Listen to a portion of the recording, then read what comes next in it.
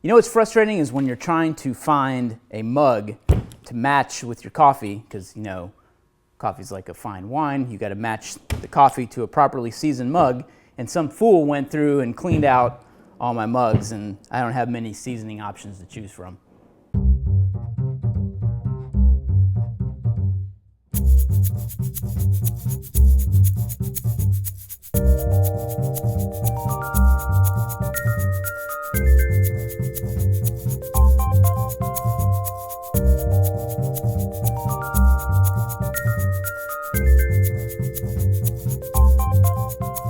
Hey guys, welcome to Questions Over Coffee. Today I'm going to start with a question from Chris that came in over email.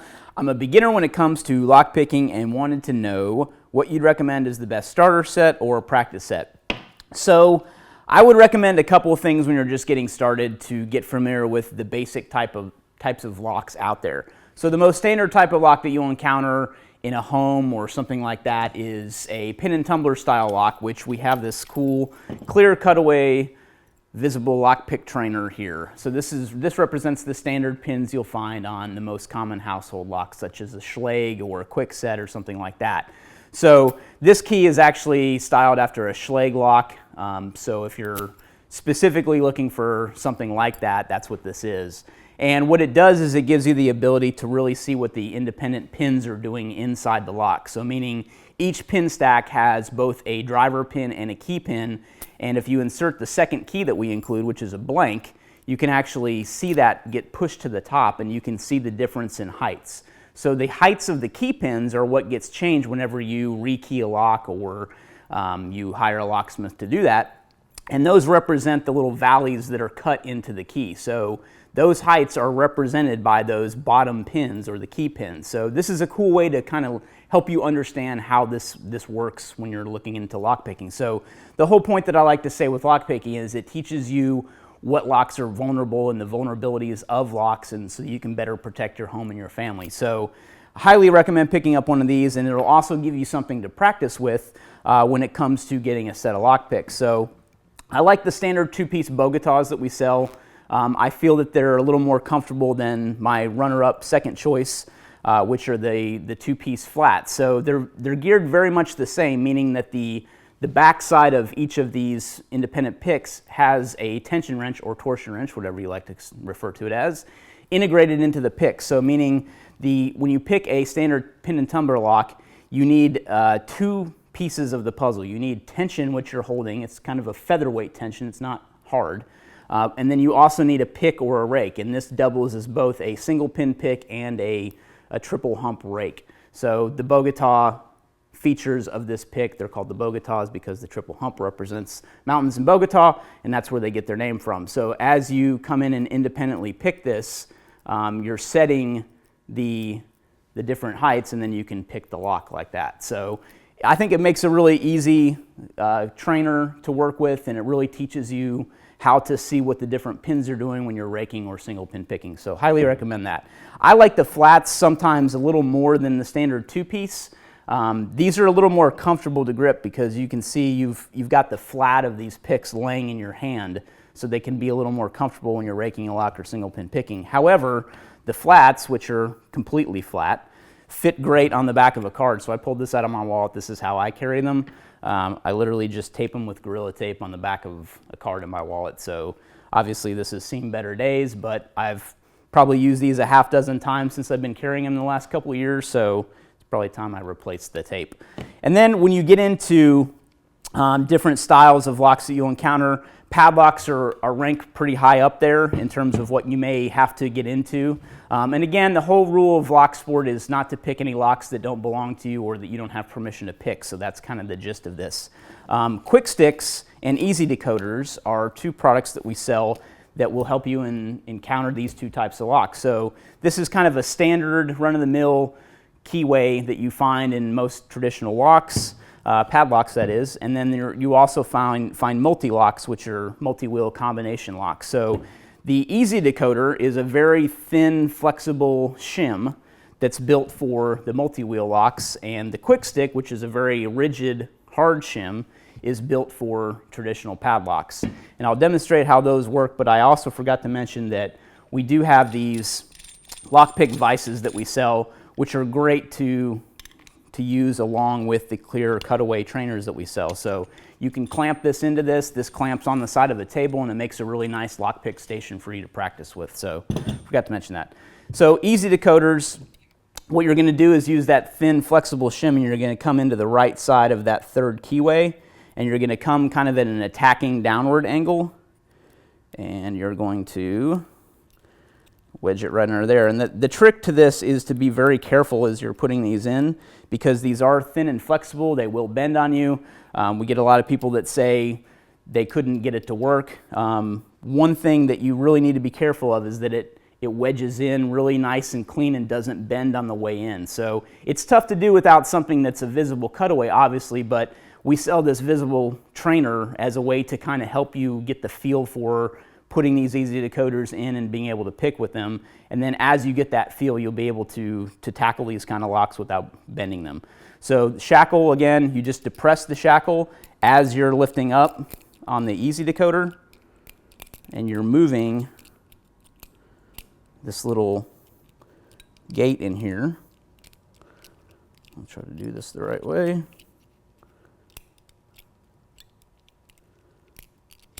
There you go.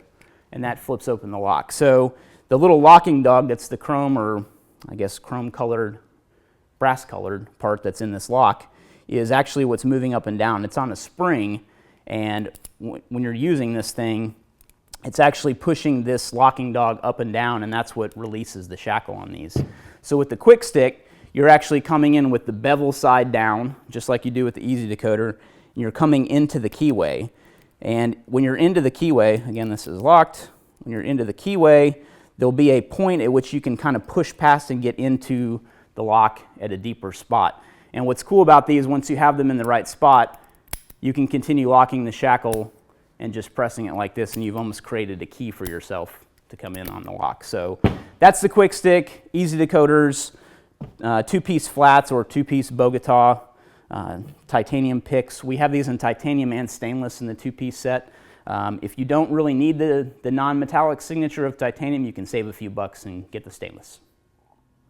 All right, next question comes in from Robert, who asked, do you have a solution for attaching a cat tourniquet to body armor? This is an older question. It took me a while to field this because we were working on developing what is our TourniQuick pouch. So this is what we recommend. I've been working on this design for probably 2 years now. It's been something that has been kind of a passion of mine, and I really feel like this represents a big shift in terms of tourniquet storage on the market. So traditionally, I set out to solve 3 problems with existing ways of storing and deploying tourniquets. So this not only stores the tourniquet, but in one motion of the pull tab, it actually deploys it too. So they come packed with this foam insert.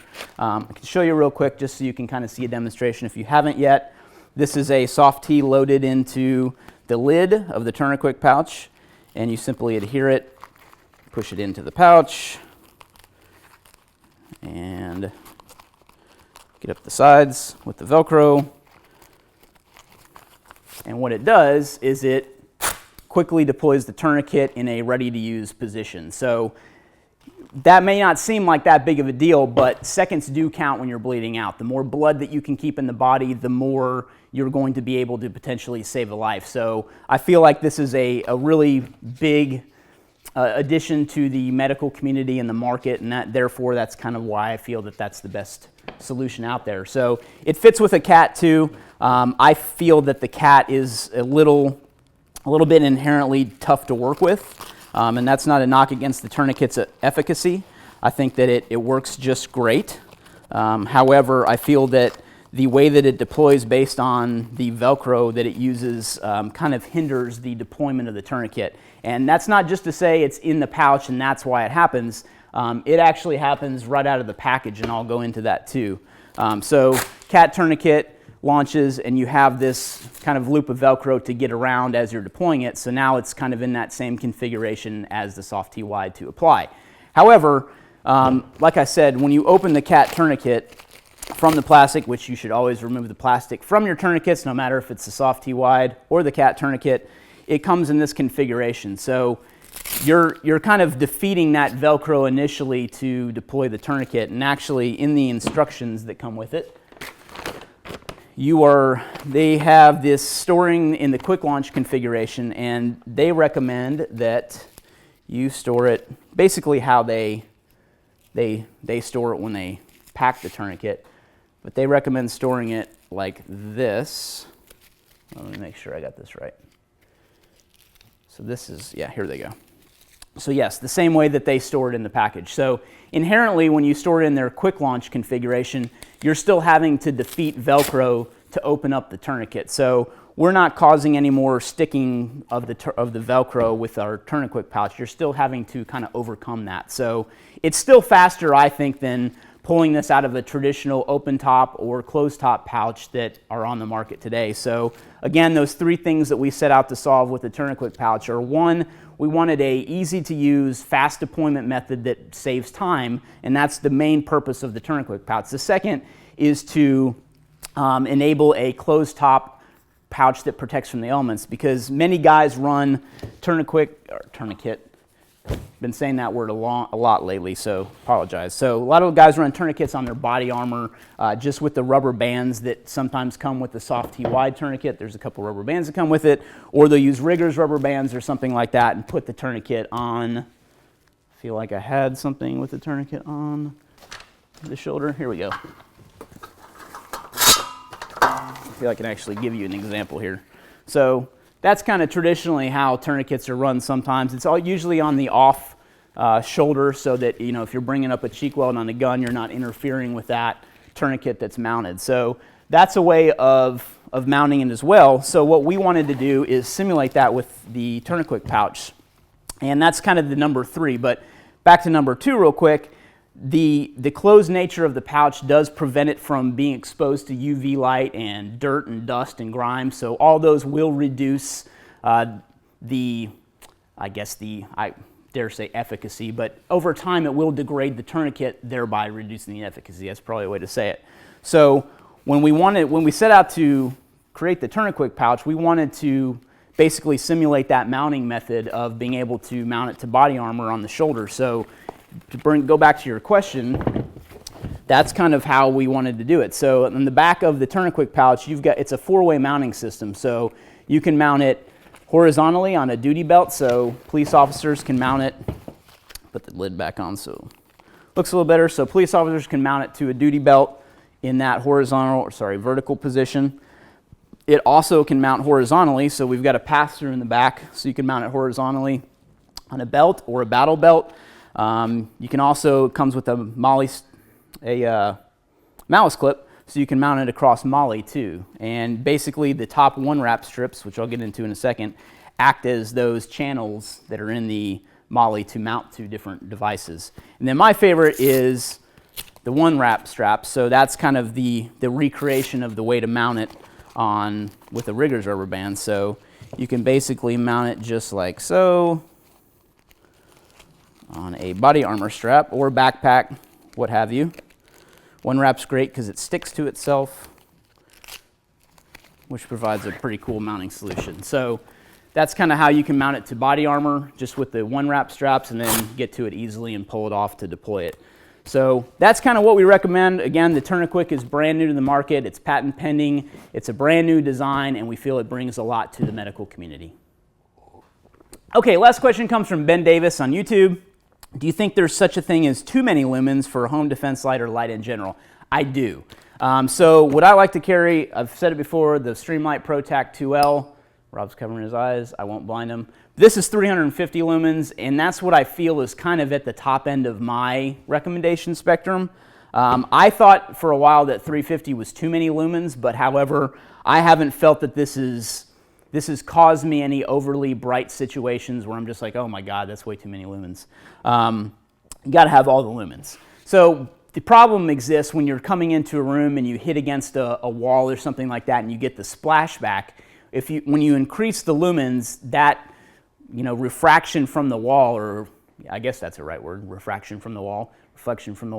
Anyway, what comes back at you from the wall can be equally as bright sometimes. Obviously, it's not 350 lumens bouncing back at you, but that glow from it can be distracting in itself. So that's kind of where the too many lumens comes into play. So I would probably not go any more than 350 or so. It's not because I think that that's the limit because of this light.